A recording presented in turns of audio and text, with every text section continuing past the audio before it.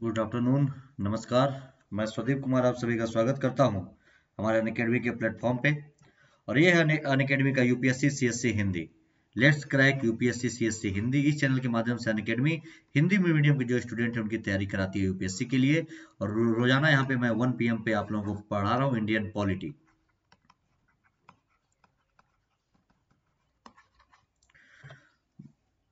Unacademy India का largest learning platform है। आप इसका सब्सक्रिप्शन लेकर के घर बैठे ऑनलाइन तरीके से अपनी तैयारियों को आगे बढ़ा सकते हैं। आप इससे जुड़ेंगे तो आपको daily live classes, live test and quiz पूरा कोर्स स्ट्रक्चर फॉर्म में और जो एक्सेस मिलेगा वो अनलिमिटेड में मिलेगा। आप अपने मोबाइल में अनअकैडमी का लर्निंग ऐप डाउनलोड करेंगे और अपनी तैयारियों को आगे बढ़ाते रहेंगे। ये हूं मैं, मेरा नाम स्वदीप कुमार।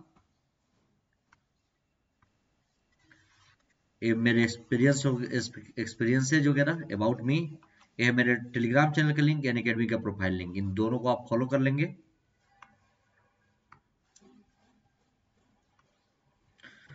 100 से भी ज्यादा टॉप एडुकेटर्स हैं अनअकैडमी पे जो आपको यूपीएससी की तैयारी में मदद करेंगे। ये अपकमिंग कोर्सेज हैं अनअकैडमी के। दो तरीके का सब्सक्रिप्शन प्लान है, प्लस और आइकॉनिक। प्लस जो है अनअकैडमी का कंप्लीट रेगुलर कोर्स होता है। इसमें UPSC prelims, mains, optional paper, test series, essay वगैरह कंप्लीट कोर्स की तैयारी। और इसके लिए आपको प्लस पर daily live classes, test series, unlimited practice और पूरा स्ट्रक्चर शेड्यूल में मिलेगा। 12 महीने का जो 1 ईयर का प्लान है आपका प्लस का, वो है 49,500। लेकिन अगर आप इस कोड का इस्तेमाल करेंगे तो आपको 10% डिस्काउंट 44,550 में मिलेगा। 24 महीने का जो प्लान है आपका 2 ईयर का, वो है आपका 72,000 रुपए। कोड के इस्तेमाल के बाद 64,800। वहीं अगर 36 महीने यानी 3 साल का अगर आप कोई प्लान ले लेते हैं, 90,000। कोड के इस्तेमाल के बाद 81,000। तो ये सारा प्लान है, सारी चीजें। दूसरा है आइकॉनिक। आइकॉनिक जो है वो प्लस कोर्स की सारी चीजें तो मिलेंगी ही, क्योंकि इसमें कंप्लीट रेगुलर कोर्स होता है प्लस में। ये तो सारी चीजें आइकॉनिक में होंगी। इसके अलावा कुछ आपको एडिशनल फीचर्स मिलेंगे, जैसे पर्सनल कोच मिलेंगे जो आपको पर्सनली आपकी तैयारी पे ध्यान देंगे। Daily mains question answer writing practice कराएंगे पूरे स्टडी प्लान के साथ तैयारी, पर्सनली फीडबैक। इसका जो 1 ईयर का प्लान है आइकॉनिक का 69,500, लेकिन यहाँ पर भी डिस्काउंट मिलेगा। कोड का इस्तेमाल करेंगे, कोड है स्वदीप, 10% डिस्काउंट। डिस्काउंट के बाद 1 साल की फीस होगी 62,550। वैसे ही 2 साल के लिए 1,07,000। कोड के इस्तेमाल के बाद 10% डिस्काउंट 96,300। 3 साल के लिए ले लेते हैं 1,41,000। कोड के इस्तेमाल के बाद 10% डिस्काउंट 1,26,900 रुपए। और आप चाहे तो अनअकैडमी में ऑप्शनल के लिए अलग से आप सब्सक्रिप्शन ले सकते हैं। कोई भी ऑप्शनल ले लेंगे, यहाँ पे सब कुछ अवेलेबल है। 1 ईयर का ऑप्शनल का प्लान है 27,500। कोड का इस्तेमाल करेंगे 10% डिस्काउंट 24,750। 24 महीने का यानी 2 साल का प्लान लेंगे 40,000 रुपए। कोड के इस्तेमाल के बाद 36,000। 3 साल के लिए ऑप्शनल लेंगे तो 50,000 फीस है, लेकिन कोड का इस्तेमाल करेंगे तो 10% डिस्काउंट 45,000 रुपए होगा। तो ये सारी चीजें यहाँ पे अवेलेबल है। आप लोगों को पता है अनअकैडमी कॉम्बैट के बारे में। एक all over India test series है ये, जो आप सबके लिए फ्री है। इसमें करना कुछ नहीं, अनअकैडमी के ऐप पे जाना है। ऐप पे जा करके यूपीएससी सीएससी का जो वहाँ पे सेक्शन है उसमें जाएंगे, वहीं पे मिलेगा आपको कॉम्बैट। और यहीं पे आपको जा करके इनरोल करना है। इनरोल करते समय आपसे एक कोड मांगेगा, तो कोड आप डाल देंगे, जो मेरा कोड है स्वदीप, SWADEEP। तो आपका यहाँ पे रजिस्ट्रेशन हो जाएगा और आप ये टेस्ट फ्री में दे सकते हैं। संडे संडे टेस्ट होता है हर 14 दिन पे। जब भी होगा संडे संडे होगा, 14 दिन पे होगा, सुबह 11 बजे। तो इस बार जो टेस्ट होगा वो है 3 जनवरी को। 3 जनवरी से सुबह 11 बजे, तो जरूर ध्यान में रखिएगा। 45 मिनट का पूरा टेस्ट फॉर्मेट होगा। 60 क्वेश्चंस पूछे जाएंगे और 13 टेस्ट होंगे टोटल, और अल्टरनेटिव संडेज पे, तो इसका ध्यान रखेंगे। आप लोगों को पता ही है कि अब 6 महीने बचे यूपीएससी प्रीलिम्स में, तो इसके लिए अनअकैडमी ने एक बैच शुरू किया है यहाँ पे, प्रीलिम्स स्पेशल 21 अगस्त से ही। तो आप सभी लोग ज्वाइन करिए। इसमें प्रीलिम्स का सारा सिलेबस कवर होगा, टॉप एडुकेटर्स के साथ टेस्ट सीरीज होंगी, पीडीएफ मटेरियल मिलेगा, क्लियरिंग सेशन होगा, डाउट क्लियरिंग सेशन। और जब आप प्री मेंस क्वालिफाई कर लेंगे तो इंटरव्यू की भी प्रिपरेशन कराई जाएगी, इसमें इंक्लूडेड है सब। 6 महीने के लिए ये बैच शुरू हो रहा है, बिल्कुल इसको ज्वाइन करिए। एक बैच है जो 1 साल के लिए फाउंडेशन शुरू हो रहा है अभी 21 से, और एक 2 साल का भी फाउंडेशन शुरू हो रहा है। और ये जो भी बैच शुरू हो रहे हैं ये आपके बाइलिंगुअल हैं, हिंदी इंग्लिश सब में है। बाइलिंगुअल हिंदी इंग्लिश, ये देख लेंगे तीनों बैच, 6 महीने वाला भी, 1 साल वाला भी और 2 साल वाला भी। बस ध्यान में रखिएगा कि जिसमें भी आप एडमिशन लेंगे कोड डालिएगा स्वदीप, SWADEEP। तो आपको फीस में 10% डिस्काउंट जरूर में मिलेगा। आइकॉनिक का भी प्राइस हाइक होने वाला है आने वाले समय में, तो इसका सब्सक्रिप्शन आप ले सकते हैं, इसको अपग्रेड कर सकते हैं, ये सारी चीजें इसमें मिलेंगी, इसको एक एक करके आप लोग ले लीजिएगा। और एक अभी दिसंबर में, क्योंकि अब दिसंबर समाप्त होने वाला है, 2020 समाप्त होने वाला है, 2021 आने की तैयारी है, तो 2020 जाते जाते एक ऑफर है अनअकैडमी की तरफ से आप लोगों के लिए कि जैसे जीएस और ऑप्शनल का अगर प्राइस जोड़ते हैं, जीएस का जो फाउंडर प्लस कोर्स का या आइकॉनिक का जो प्राइस है अलग, ऑप्शनल का अलग, तो 1 ईयर का प्राइस 77,000 रुपए हो रहा है, जो कि 9% डिस्काउंट 1 ईयर पर अनअकैडमी अपनी तरफ से दे रही है। 70,153 2 साल का हो रहा है 1,12,99,680, अनअकैडमी इस पे 11% डिस्काउंट दे रही है। 3 ईयर का जो लोग ले रहे हैं उस पे 14% डिस्काउंट, यानी 1,40,000 में 1,21,000, ये डिस्काउंट तो अनअकैडमी दे ही रही है। साथ में इसमें एक और डिस्काउंट है कि आप अगर मेरे कोड का इस्तेमाल करेंगे एडमिशन के समय कोड का, तो ये जो डिस्काउंटेड फीस है अनअकैडमी के, इस पे भी 10% डिस्काउंट अलग से मिलेगा।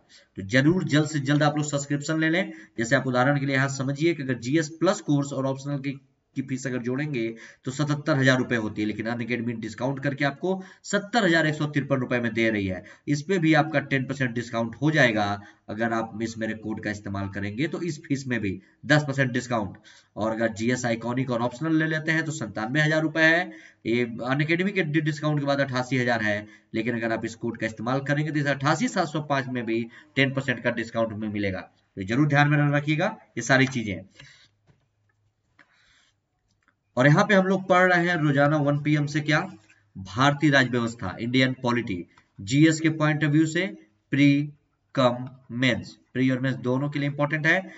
इसमें हम लोग पढ़ रहे हैं डीपीएसपी, कल हमने डीपीएसपी के बारे में कुछ चीजें पढ़ी थी, आज हम लोग जो बची हुई चीजें पढ़ेंगे, आज डीपीएसपी भी समाप्त हो जाएगा।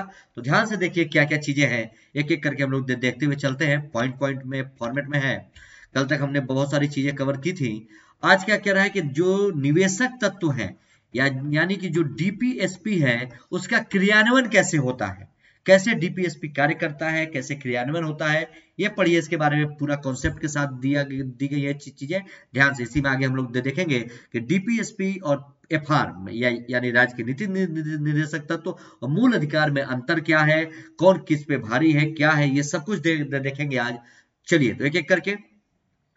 संविधान में उल्लिखित नीति निर्देशक सिद्धांतों का महत्व इस बात पर कम निर्भर करता है कि वह न्याय योग्य है अथवा नहीं है। महत्वपूर्ण बात यह है कि सरकार द्वारा इन सिद्धांतों को किस सीमा तक व्यवहारिक रूप दिया गया है। ये इस बात से डीपीएसपी का महत्व इस बात पर निर्भर नहीं करता है कि डीपीएसपी न्याय योग्य है या नहीं है, लेकिन इस बात पर निर्भर करता है कि सरकार जो है, क्योंकि राज्य के नीति निर्देशक सिद्धांत है, इस पे राज्य के लिए आदेश है, राज्य के लिए नियम है डीपीएसपी में, कि राज्य जो है इन सिद्धांतों का किस सीमा तक उपयोग किया है और संविधान निर्माताओं की आशाएं कहां तक पूरी हुई हैं। और इस प्रश्न का उचित उत्तर 2 बातों पर निर्भर करता है। क्या? पहला है, विगत वर्षों में भारत सरकार ने अपनी नीतियों के निर्माण में सिद्धांतों को किस सीमा तक मान्यता दी है पिछले वर्षों में, और नीति निर्देशक से सिद्धांतों को व्यवहारिक रूप देने के उद्देश्य से जो नीतियां बनाई गई हैं उन्हें वास्तव में कहां तक कार्यान्वित किया गया, किसके लिए, डीपीएसपी के लिए जो भी नियम बनाए गए हैं वो कहां तक लागू किए गए हैं। ये 2 पॉइंट है इसके लिए।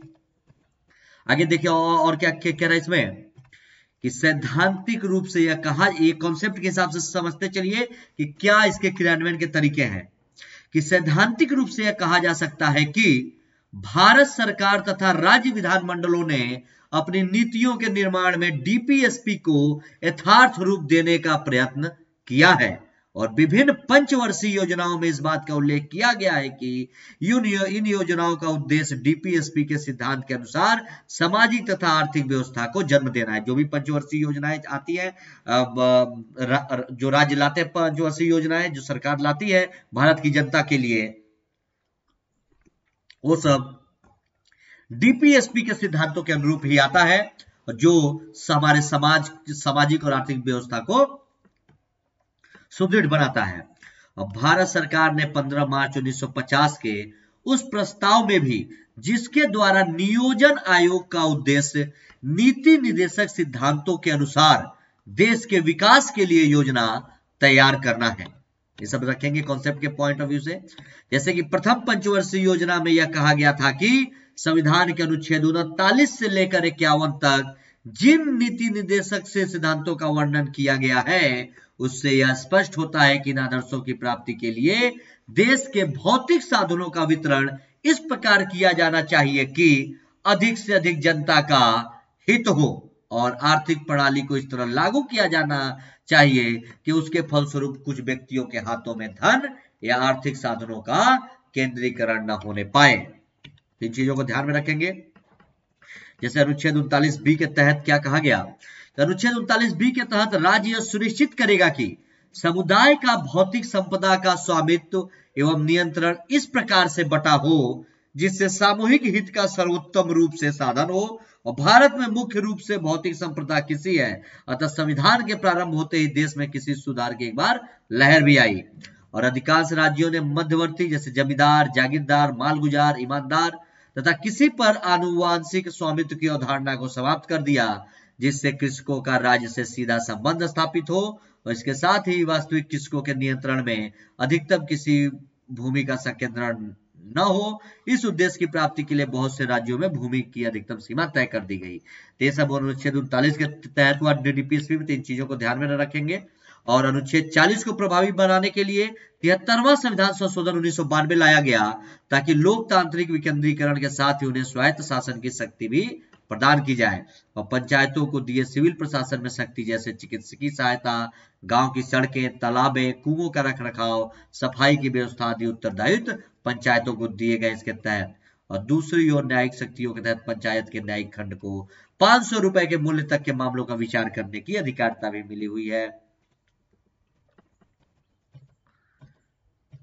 आगे क्या कह रहा है, अनुच्छेद 43 जिसमें राज्य कुटीर में उद्योगों के विकास के लिए, ठीक है, जो कुटीर उद्योगों के विकास के लिए केंद्र सरकार द्वारा राज्य सरकारों के वित्त पोषण तथा विपणन आदि में सहायता करने के लिए बहुत से बोर्ड बनाए गए हैं कुटीर उद्योग के लिए, जैसे अखिल भारतीय खादी और ग्रामोद्योग बोर्ड, रेशम बोर्ड, अखिल भारतीय हथकरघा बोर्ड, अखिल भारतीय हस्तशिल्प बोर्ड, लघु बोर्ड आदि अनुच्छेद 43 के तहत ये सब डीपीएसपी के अंतर्गत ही बनाए गए हैं। ठीक है, और क्या कह रहा है, जीवन के स्तर को ऊंचा करने के लिए जिसका प्रावधान अनुच्छेद 47 के तहत है को लागू करने के लिए 1952 के सामुदायिक विकास योजना के साथ ही समेकित किया गया ग्रामीण विकास कार्यक्रम 1978-79, राष्ट्रीय ग्रामीण नियोजन कार्यक्रम, सूखा संभावित क्षेत्र योजना 1973, जवाहर रोजगार योजना 1989, स्वर्ण जयंती ग्रामीण रोजगार योजना 1999, ये सब इसके तहत शामिल किया गया। डीपीएसपी के इंपॉर्टेंट चीजें हैं। और जैसे मरुस्थलीय विकास कार्यक्रम जैसे योजनाओं का इसमें संचालन किया जा रहा है। मातुल्य लाभ अधिनियम 1961, बाल श्रम प्रतिबंध सुधार अधिनियम 1989, समान सुविधा अधिनियम 1976 आदि अधिनियम और महिला एवं बाल विकास एवं संरक्षण के लिए महत्वपूर्ण है। एक दो एडिट है, टाइपिंग मिस्टेक, आप लोग देख लीजिएगा, मैं यहीं पे लिख दे रहा हूं, जब पीडीएफ में मिलेगा तो आप लोग पढ़िएगा तो इसको एडिट कर लीजिएगा। और क्या कह रहा है कि अनुच्छेद 46 के तहत दिए गए प्रावधानों को लागू करने के लिए शैक्षणिक संस्थानों, सरकारी नौकरियों एवं प्रतिनिधि इकाइयों में अनुसूचित जाति, जनजाति एवं कमजोर वर्गों के लिए आरक्षण जैसी सकारात्मक व्यवस्था लागू की गई है। और वृद्धावस्था पेंशन योजना, आजीविका योजना, गरीब अंत्योष्टि जैसी योजनाओं को इन्हीं संदर्भों में देखा जाता है। अनुच्छेद 46 47 के तहत मादक द्रव्यों और औषधियों के प्रतिबंध से संबंधित विधान यद्यपि बहुत सफल तो नहीं हो पाए हैं, तथापि योजना आयोग ने महानिदेश जांच, एक सेकंड का जरा समझ दीजिएगा, महानिदेश जांच समिति के माध्यम से एक व्यापक स्कीम तैयार की जिसे बाद में राज्यों ने पूर्णतः लागू भी कर दिया था। तो इन चीजों को ध्यान में रखिएगा। एक सेकंड,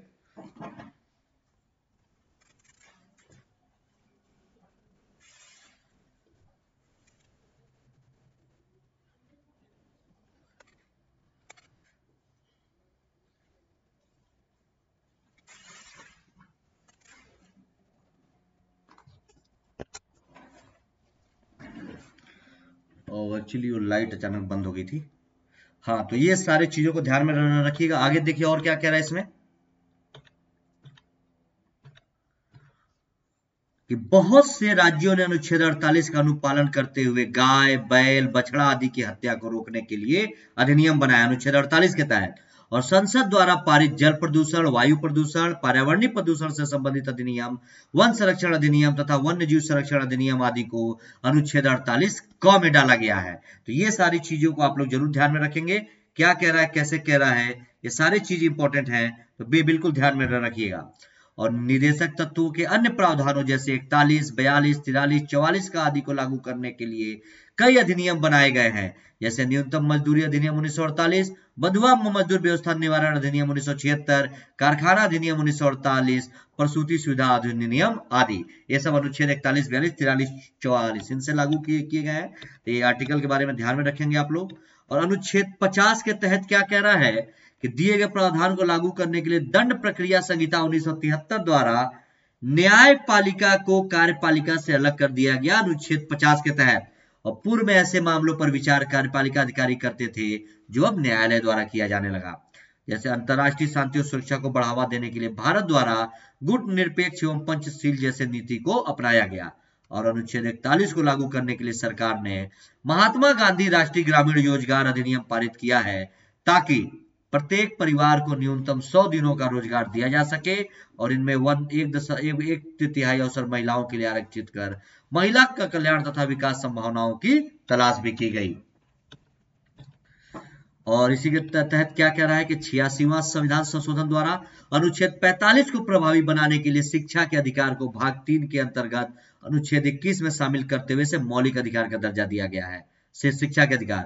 और इसके साथ ही राज्य अपने दायित्वों का निर्वहन करने के लिए खाद्य सुरक्षा अधिनियम लाने की तैयारी में है, ताकि कम कीमतों में अनाजों की उपलब्धता को सुनिश्चित किया जा सके। हालांकि नीति निर्देशक तत्व केंद्र एवं राज्य सरकारों के मार्गदर्शक के रूप में तथा नीति निर्देशक तत्व यह भी निर्धारित करते हैं कि शासन की नीतियां और पद्धति क्या होंगी। परंतु सरकारों द्वारा उपयुक्त कदम उठाने के बावजूद निदेशक तत्वों के तहत वर्णित प्रावधानों को पूर्णतः लागू करना कठिन है, क्योंकि सरकार के पास अपर्याप्त वित्तीय संसाधन है, देश की सामाजिक आर्थिक परिस्थितियां अनुकूल नहीं है, देश की विस्तृत जनसंख्या का आधार और जनसंख्या की दर में तीव्र वृद्धि होती जा रही है तथा केंद्र राज्य संबंधों की स्थिति आज के बदले राजनीतिक परिदृश्य पूर्ण में तनावपूर्ण होती जा रही है। तो इन चीजों को आप लोग ध्यान में रखेंगे। और क्या कह रहा है कि संविधान के 44वें संशोधन द्वारा संपत्ति के अधिकार को मौलिक अधिकारों से निकाल देने के फलस्वरूप मात्र निर्देशक सिद्धांतों का क्षेत्र बढ़ गया है और उन्हें कार्यान्वित करना बहुत आसान हो गया है। और पूर्व नीति निर्देशक से सिद्धांतों का अधीन बनाए गए अनेक कानूनों को इस आधार पर संवैधानिक घोषित किया गया, वह संपत्ति के अधिकार के प्रतिकूल हो। और सर्वोच्च न्यायालय द्वारा भी दिए गए उपयुक्त निर्णयों से नीति निर्देशक सिद्धांतों का महत्व बढ़ गया है और न्यायपालिका उसमें कुछ सिद्धांतों को मौलिक अधिकारों का दर्जा प्रदान किया है। तो ये सब आप कॉन्सेप्ट के हिसाब से अपना समझते जाएंगे। और इस सारा कॉन्सेप्ट है, आप लोग ये सब इसके क्रियान्वयन की कार्य की क्या प्रकृति है सब आप लोग पढ़ लेंगे खुद से, सारा कॉन्सेप्ट के अनुसार है, सारा इंपॉर्टेंट है, आप लोग देख लेंगे सारे पॉइंट को खुद से, सब कॉन्सेप्ट है। अब मूल अधिकार और नीति निर्देशक तत्वों में अंतर क्या है, ये देखिए कि मूल अधिकार और नीति निर्देशक तत्वों में क्या है अंतर। ये है एफआर और ये है डीपीएसपी। क्या अंतर है ये देखिए। एफआर जो है मूल अधिकार की प्रकृति नकारात्मक है, अर्थात राज्य की कुछ कार्रवाई पर युक्त निर्बंधन के साथ संवैधानिक सीमा भी लगाता है कि ये नकारात्मक है इसकी प्रकृति, और राज्य जो है को कुछ कार्रवाई के साथ मूल अधिकार पे निर्बंधन और संवैधानिक सीमा लगा सकता है। और डीपीएसपी में क्या है कि डीपीएसपी की प्रकृति सकारात्मक है, अर्थात राज्य को कुछ आदर्श प्राप्त करने का संवैधानिक आदेश ये देता है। एफआर जो है वो न्याय योग्य होते हैं, इन्हें राज्य या व्यक्ति द्वारा उल्लंघन की स्थिति में न्यायालय द्वारा संवैधानिक उपचार संभव है, जबकि डीपीएसपी तत्वों को लागू करने वाली कोई विधि नहीं बनी तो तब तक इसे लागू कराने के लिए न्यायालय आदेश नहीं दे सकता। जब तक इसके लिए कोई कानून नहीं बनेगा, इसको लागू करने के लिए न्यायालय आदेश नहीं देगा। मूल अधिकार का उद्देश्य सामान्यतः देश में लोकतांत्रिक राजनीतिक व्यवस्था को स्थापित करना है और यह डीपीएसपी का उद्देश्य देश में सामाजिक और आर्थिक लोकतंत्र की स्थापना करना है। डीपीएसपी एफआर की कानूनी मान्यता है और डीपीएसपी की नैतिक एवं राजनीतिक मान्यता है, क्योंकि इसके लिए भी कानून नहीं बने हैं।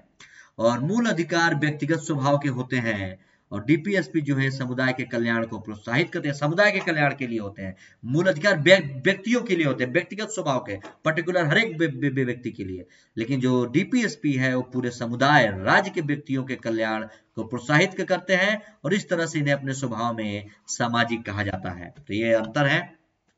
और भी कुछ अंतर है।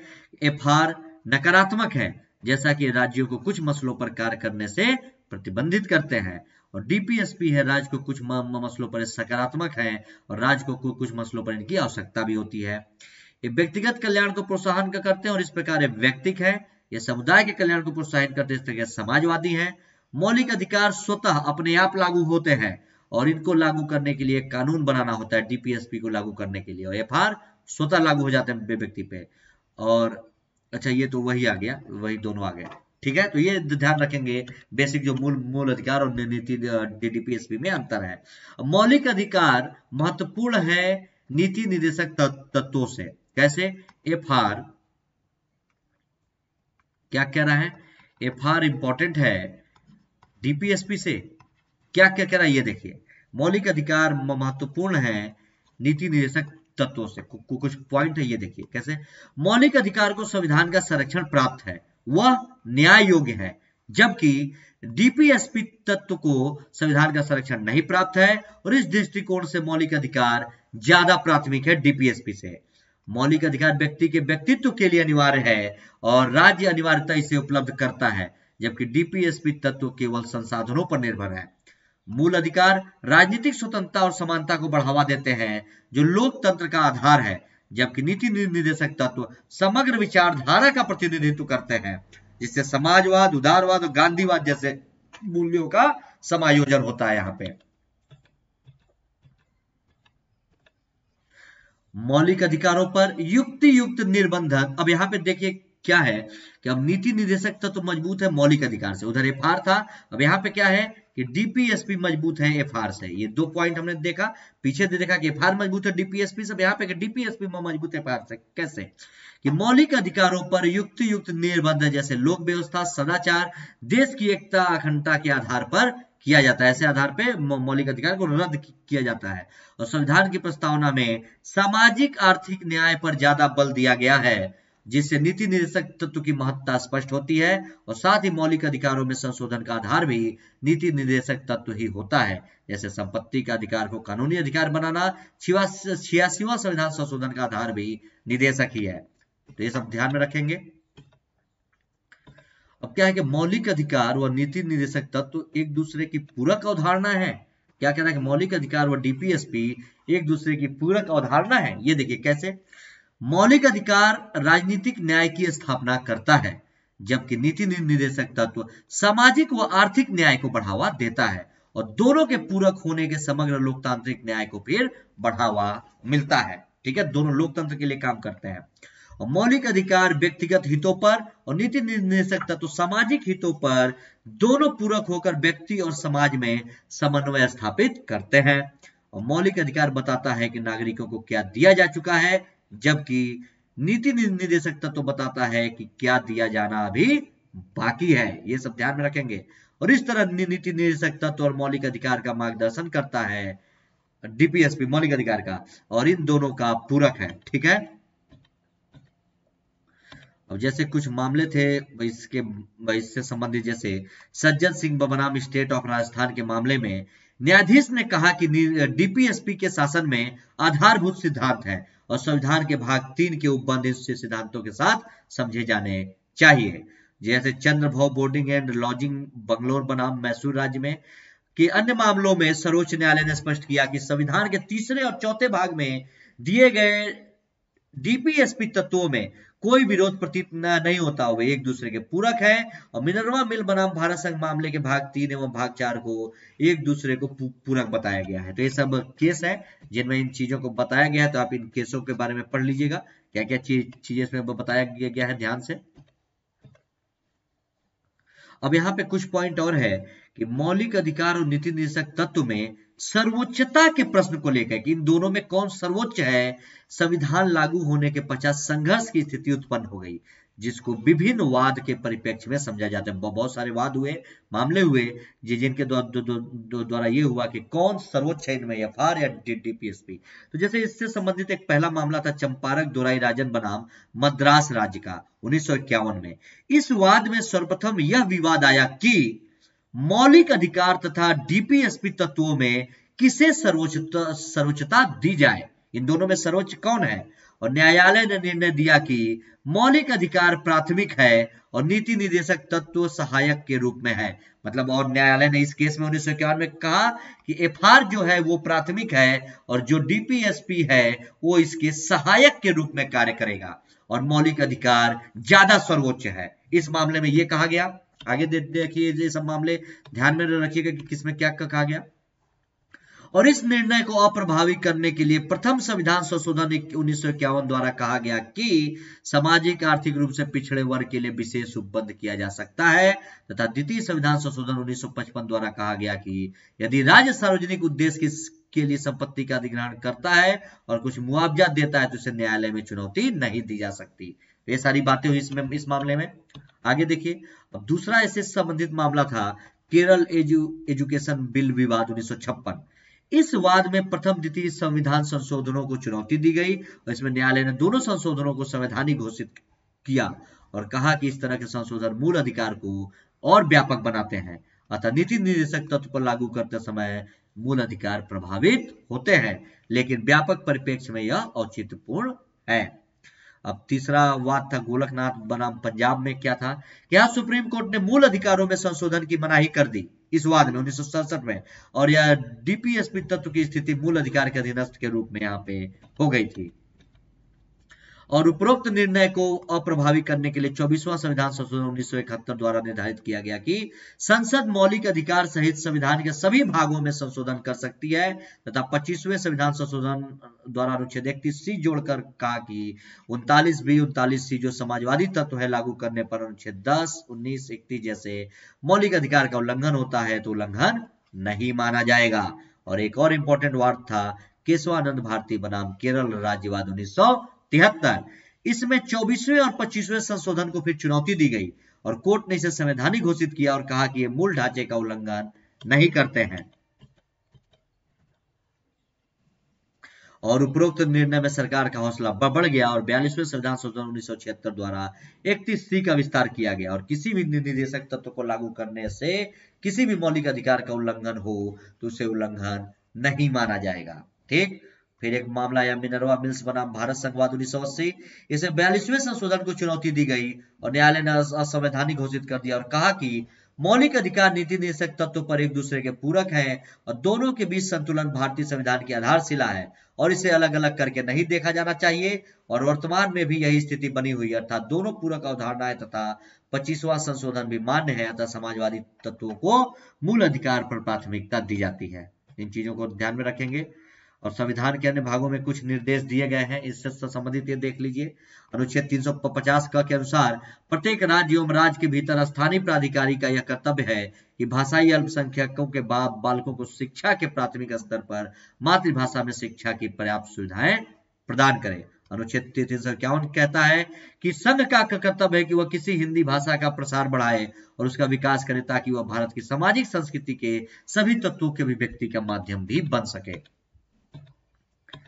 संविधान के अन्य भागों में और क्या दिएगा, अनुच्छेद 335 के अनुसार संघ या राज्य के कायाकल्प से संबंधित सेवाओं और पदों के लिए नियुक्तियां करने में अनुसूचित जातियों और जनजातियों के सदस्यों के दावों का प्रशासन की दक्षता पर बनाए रखने की संगति के अनुसार ध्यान रखा जाएगा। और यद्यपि उपयुक्त ये तीनों अनुच्छेद भाग 4 के तहत वर्णित नहीं है, लेकिन राज्य को संविधान द्वारा आवश्यक उपयुक्त आदेश बनाना है। अब ये संविधान का 86वां संविधान संशोधन क्या कह रहा है। संविधान का 86वां संविधान संशोधन अधिनियम 2002 के संविधान 86वां संविधान संशोधन अधिनियम 2002 ने अनुच्छेद 45 में उपबंध जब तक बच्चे 14 वर्ष की आयु पूरी न कर ले, राज्य उनके लिए निःशुल्क और अनिवार्य शिक्षा की व्यवस्था करने का प्रयास कर रहे के स्थान पर 6 वर्ष से कम आयु के बच्चों की देखरेख और शिक्षा की व्यवस्था करने का राज्य प्रयास करे, ये प्रतिस्थापित कर दिया था। तो ये था आज का डीपीएसपी का टॉपिक जो हमने पढ़ा, आज ये कंप्लीट होता है। ये है मेरे टेलीग्राम चैनल का लिंक, यानी अकेडमी का प्रोफाइल लिंक, जरूर फॉलो कर लेंगे। क्लास अच्छी लगी हो तो लाइक शेयर और सब्सक्राइब जरूर करिएगा। रोजाना यहाँ पे हम लोग एक पीपीएम पे मिलते हैं इंडियन पॉलिटी पे, और कल फिर हम लोग अपने अगले टॉपिक पे मिलेंगे 1 बजे ही। और आप लोग में मेरे अनअकैडमी चैनल को UNACADEMY अनअकैडमी स्वदीप कुमार, मेरा नाम है स्वदीप, इस नाम से सर्च करेंगे टेलीग्राम पे तो मिल जाएगा। यहीं पे आप मुझे फॉलो कर लें। मैं यहाँ पे अपने सभी क्लास का PDF और लिंक प्रोवाइड करा देता हूँ, जरूर ध्यान में रखेंगे। और आप लोग एक चीज और देखें, रोज शाम को 4 बजे मैं अनअकैडमी ऐप पे, अनअकैडमी के ऐप पे पढ़ाता हूँ नेशनल और इंटरनेशनल, राष्ट्रीय और अंतरराष्ट्रीय संस्थाओं के बारे में। ठीक है, राष्ट्रीय और अंतरराष्ट्रीय संस्थाओं के बारे में आप यहाँ पे जरूर क्लास करें। और रोज रात को 8 बजे 8 PM पे मैं पढ़ाता हूँ क्या 1 ईयर का, लास्ट 1 ईयर का अनअकैडमी ऐप पर ही 1 ईयर का करंट का मैं क्वेश्चन आंसर सॉल्व करा रहा हूँ प्री के पॉइंट ऑफ व्यू से, 2021 के पॉइंट ऑफ व्यू से। जो लोग 2021 में एग्जाम देंगे उनके लिए तो जरूर आप लोग इसको ज्वाइन करिए। चलिए फिर कल मुलाकात होगी हमारे अगली क्लास के साथ, तब तक के लिए धन्यवाद, नमस्कार।